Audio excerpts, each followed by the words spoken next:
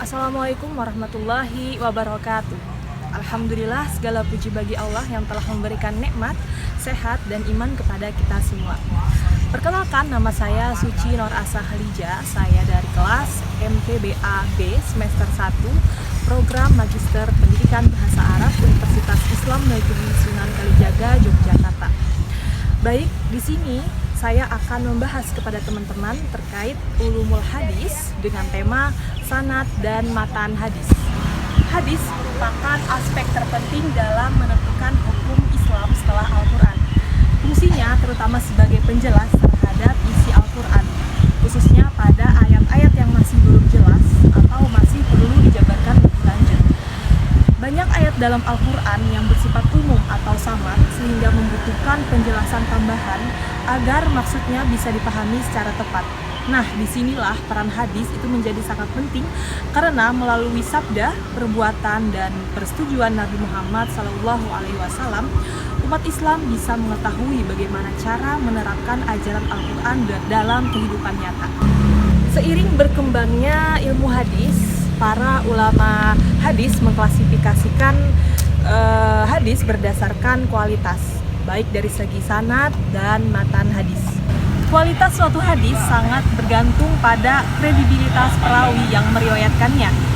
Dalam hal ini, keberadaan sanad memegang peranan penting sebagai alat untuk menelusuri jalur transmisi hadis dari Nabi Muhammad SAW hingga sampai kepada generasi setelahnya.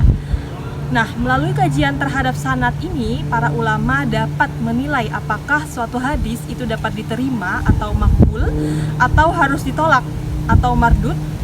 Penilaian ini juga menjadi dasar dalam menentukan status hadis, apakah termasuk hadis sahih, hasan, ataupun dhaif.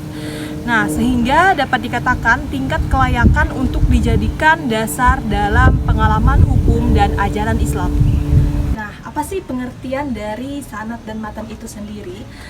Sanad menurut bahasa yaitu al-mu'tamadi, yang artinya sesuatu yang dijadikan sandaran, pedoman, dan pegangan.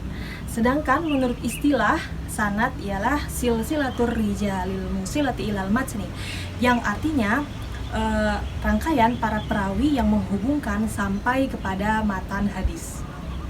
Nah, sedangkan matan menurut bahasa yaitu kuat, keras, atau sesuatu yang tampak asli. Nah, sedangkan menurut istilah yaitu ma yantahya ilaihi sanadu minal kalami, yang artinya sesuatu kalimat yang terletak setelah berakhirnya sanad. Berikut adalah salah satu contoh sebuah hadis yang berbunyi qalal muallif, yakni Al-Bukhari, penulis yaitu Al-Bukhari berkata, haddatsana Muhammad bin Bashar qala, Muhammad ibnu Bashar meriwayatkan kepada kami, beliau berkata, haddatsana Yahya bin Sa'id qala, Yahya ibnu Sa'id meriwayatkan kepada kami, beliau berkata, haddatsana Syu'bah qala, Syu'bah meriwayatkan kepada kami, beliau berkata, haddatsani Abu Tayyah, Abu Al-Tayyah meriwayatkan kepadaku, beliau berkata, an Anasin, daripada Anas, an Nabi sallallahu alaihi wasallam, daripada Nabi sallallahu alaihi wasallam bersabda, yassiru wala tu'assiru, wabashiru wala tunaffiru, mudahkan, jangan susahkan, gembirakan, jangan buat orang lain menjauh. Di dalam sebuah hadis tersebut mempunyai dua komponen. Yang pertama adalah rantaian periwayat, yaitu yang dinamakan sanad. Kemudian yang kedua itu adalah kata-kata Nabi SAW yang dinamakan dengan matan. Kemudian fungsi sanad menunjukkan rantai periwayatan hadis. Sanad juga menunjukkan siapa saja yang meriwayatkan hadis tersebut secara berurutan hingga kepada orang yang terakhir. Nah, di dalam sanad ini terdapat nama-nama orang yang menyampaikan matan. Kita panggil saja mereka dengan periwayat. Kemudian yang kedua, adanya cara penyampaiannya yang disebut dengan tahammul wal al-ada. Kita mulai dari orang yang terakhir, yaitu Al-Bukhari, kemudian Muhammad, kemudian Yahya, kemudian Syu'bah, kemudian Abu Tayyah, dan Anas. Nah, mereka bisa kita sebut dengan periwayat atau perawi.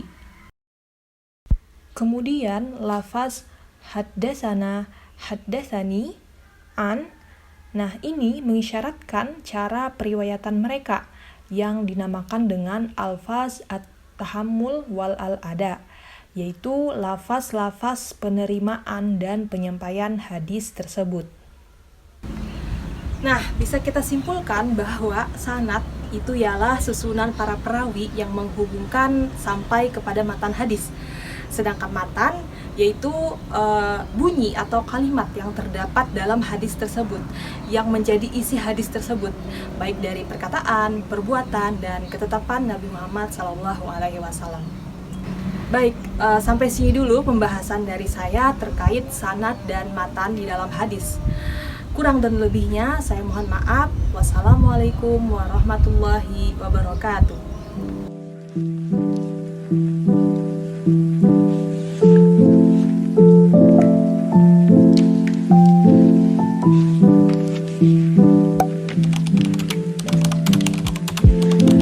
Thank you.